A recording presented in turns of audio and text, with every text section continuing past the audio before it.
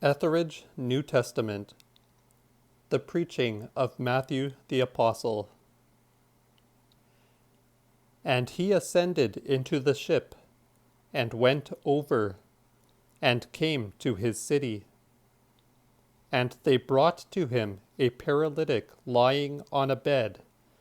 And Jesus saw their faith, and said to the paralytic, Be comforted, my son, thy sins are forgiven thee. But men from among the scribes said within themselves, This blasphemeth. But Jesus knew their reasonings, and said to them, Why reason ye evil in your hearts? For which is easier, to say, Forgiven are thy sins, or to say, Arise, walk? But that ye may know that authority hath the Son of Man in the earth to remit sins, he saith to him, the paralytic, Arise, lift up thy bed, and go to thy house. And he arose, and went to his house. When the assembly saw this, they feared, and glorified God, who had given such power as this unto men. And when Jesus had passed thence, he saw a man who was sitting at the place of the tribute takers, whose name was Matthew. And he said to him, Come after me. And he arose and went after him. And while he reclined in the house, there came to him many tribute gatherers and sinners, and reclined with Jesus and with his disciples. And when the Pharisees saw it, they say to his disciples, Why doth your master eat with tribute takers and sinners? But Jesus, when he heard it, said to them, The healthful have no need for the physician, but they who are diseased. Go, learn what that is. I require mercy and not sacrifice, for I am not come to call the righteous, but the sinners. Then drew nigh to him the disciples of John, and said, Why do we and the Pharisees fast much, and thy disciples fast not? Jesus said to them, Neither can the sons of the marriage chamber fast while the bridegroom is with them. But the days are coming when the bridegroom shall be taken up from them, and then shall they fast. No man inserteth a piece of new cloth upon an old garment, lest he should take away its fullness from that garment, and the rent be greater. Neither do they pour new wine into old bottles, that the bottles may not be broken, and the wine be spilled, and the bottles perish. But they pour new wine into new bottles, and both are preserved.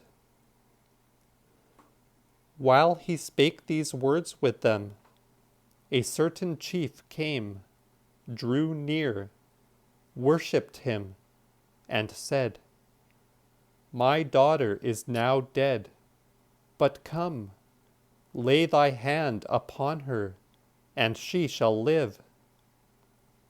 And Jesus arose with his disciples, and went after him. And, behold, a woman whose blood had flowed 12 years came behind him, and touched the edge of his vestment. For she was saying within herself, If I touch but his garment, I shall be healed. But Jesus turned and seeth her, and said to her, Be comforted, my daughter, thy faith hath saved thee. And the woman was healed from that very hour. And Jesus came to the ruler's house, and saw the minstrels and the crowds which were making a tumult. And he said to them, Retire, for the damsel is not dead, but asleep. And they laughed at him. And when he had put forth the crowds, he entered, and took her by the hand, and the damsel arose. And the rumor of this went forth through all that land. And when Jesus had passed thence, 2 blind men clave to him, and besought him, and said, Have compassion on us, Son of David. And when he had come into the house, these blind men were brought to him. Jesus saith to them, Believe you that I am able to do this? They say to him, Yes, our Lord. Then he touched their eyes, and said, As you believe, be it to you.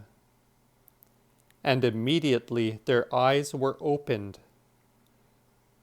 And Jesus forbade them, and said, Beware lest any man know.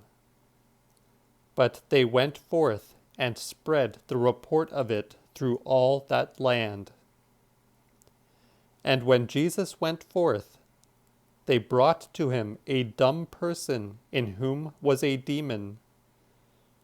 And when the demon had gone out, the dumb spake, and the multitudes were astonished, and said, Never was it thus seen in Israel.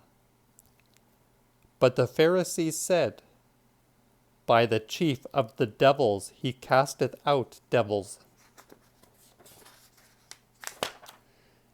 And Jesus itinerated in all their cities and villages, and taught in their assemblies, and preached the gospel of the kingdom, and healed all diseases and all pains.